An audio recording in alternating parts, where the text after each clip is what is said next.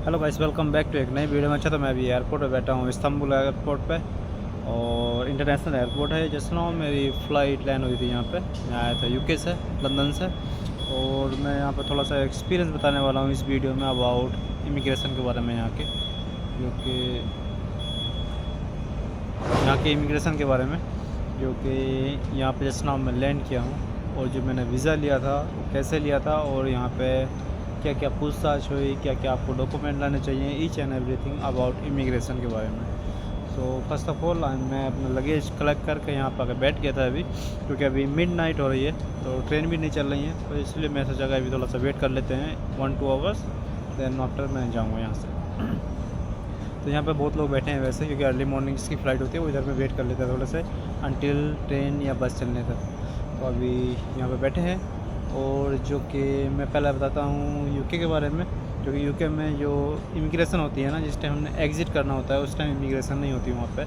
उनका कोई रूल्स है, इवन नॉट इंडियंस की, एवरीवन जो भी वहाँ से डिपार्चर कर रहे हैं ना, किसी की भी इमिग्रेशन नहीं होती वहाँ से। खाली आपने बोर्डिंग पास लेना है, अपना लगेज देना है, उसके बाद में आपने जिस टाइम आपने एंटर करना है उस टाइम आपका खाली बोर्डिंग स्कैन होगा, जैसे नॉर्मली हर जगह होता है। बोर्डिंग स्कैन होना, आपका लगेज होगा, बस दैट्स इट। कोई इमिग्रेशन नहीं है जैसे और कंट्री में। मुझे लगता है ये मेरी 14 कंट्री हो गई, 14 कंट्री हो गई आज फाइनली। तो इसमें जो कि 13 कंट्री हैं अभी तक, हर कंट्री में स्टंप लगती है या इमिग्रेशन होती है। स्टंप नहीं लगती हर जगह, लेकिन इमिग्रेशन हर जगह ही होती है। फिंगर होते हैं या फ़ोटो खींचते हैं, जैसे कुछ भी। लेकिन यूके फर्स्ट कंट्री है जिसमें एग्ज़िट के टाइम कोई इमिग्रेशन नहीं है। सो ये भी एक यूनिक एक्सपीरियंस है। ये काफ़ी टाइम से है वैसे, मुझे पहले चले गया था पता, लेकिन इसके बारे में मैं खाली वीडियो बनाने लगा था। और जो यूके का है, अभी यहाँ आए थे हम इस्तांबुल। अभी जब मैं इधर में क्राउड नहीं था जिस टाइम मैं आया ना, बहुत कम क्राउड था। मुझे लगा 4-5 आदमी होंगे मेरे आगे। तो जिस टाइम मैं आया था उस टाइम मेरे आने से, मतलब इमिग्रेशन तक पहुंचने से पहले मुझे 1-2 ऑफिसर मिले। वो इमिग्रेशन वाले थे, यहाँ के जो लोकल होते हैं ऑफिसर्स इमिग्रेशन के। उन्होंने रोक कर मुझे वीज़ा चेक किया, कह रहा किस लिए आया। मैं कि टूरिस्ट आया हूँ। उनके पास कोई मशीन थी शायद चेक करने की, तो उससे वो चेक कर रहे थे। 3-4 जने थे, लेकिन चेक एक ही बंदा कर रहा था, वही बात कर रहा था, इंग्लिश में बात कर रहा था। और वो पूछ रहा था कहाँ से आया। मैं लंदन से आया था। और किस लिए आया, मैं घूमने के लिए आया। तो उसने पासपोर्ट लिया मेरा, देखा और वीज़ा चेक किए। जो दूसरे लगे थे वो भी देख रहा था, और जो यूके का वीज़ा था वो भी देखा। उसने डेट चेक की, बाद में मुझे बोला कि चलो काउंटर पर चले जाओ। तो मैं काउंटर पर जब गया तो उसमें लाइन लगी हुई थी, 2-3 बंदे थे मेरे आगे।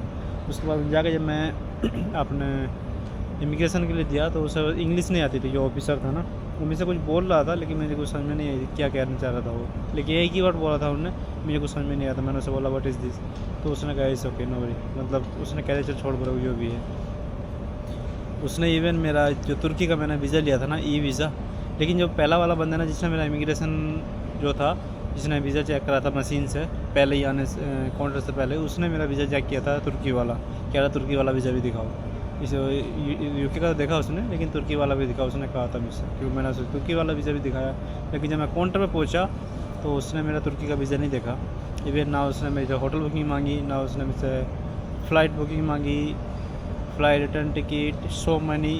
इवन उन्होंने एक सिंगल वर्ड भी नहीं बोला मुझे कि क्या करना है क्या कुछ नहीं। उसने पासपोर्ट देखा, यूके का वीज़ा देखा, क्योंकि मैं देख रहा था उसे यूके का वीज़ा देखा। उसने डेट देखी उसकी यूके के वीज़ा की। मैं उसे देने लगा था कि मेरे पास तुर्की का वीज़ा है। कह रहा no it's okay no worry.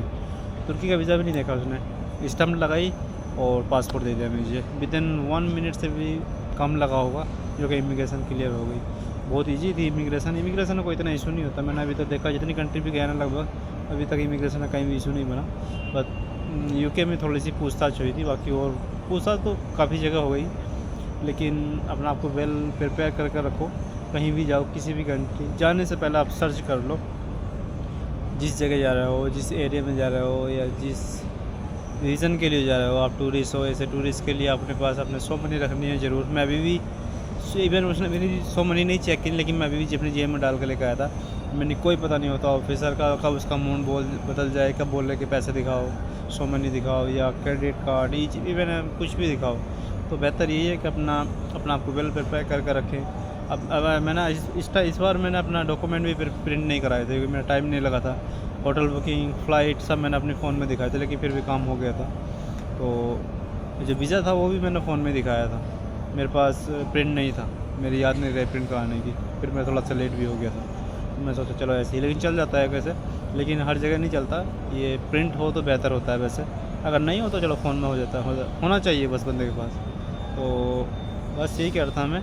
Immigration बहुत स्मूथ थी मेरी यहाँ की, बहुत जगह अभी स्मूथ हो गई, कोई इतना इशू नहीं बनता इमिग्रेशन में अभी, क्योंकि ऑफिसर को भी चल जाता है पता कि बंदा किस लिए आया क्या है, पासपोर्ट जब देखता है तो। और वैसे भी जब बात करता है ना इंसान, तो उसमें थोड़ा बात करने से भी उन्हें लहजे से चल जाता है पता कि क्या बोलना चाह रहा है क्या नहीं। तो जब भी आपने बात करनी है ऑफिसर के साथ में, तो आप याद रखें हिचकिचाना नहीं है, जो भी वो पूछे वो उतना स्पॉट आपने जवाब देना है उसे। जिस बारे में भी पूछ रहा है पहले ध्यान से सुनो क्या कह रहा है वो, और उसी का जवाब दो उसे उसी तरीके से, जैसे वो बोल जिस चीज़ के बारे में टिकट मांगना है तो उसे ऑल द बेस्ट टिकट दे, या कुछ और मांगा है कुछ और दे, जो भी उसने मतलब आपसे कुछ रिक्वायरमेंट कर रहा है वो किसी भी चीज़ की, या कोई बात करने की कोशिश कर रहा है, तो आप उसी चीज़ का उसे रिप्लाई करो।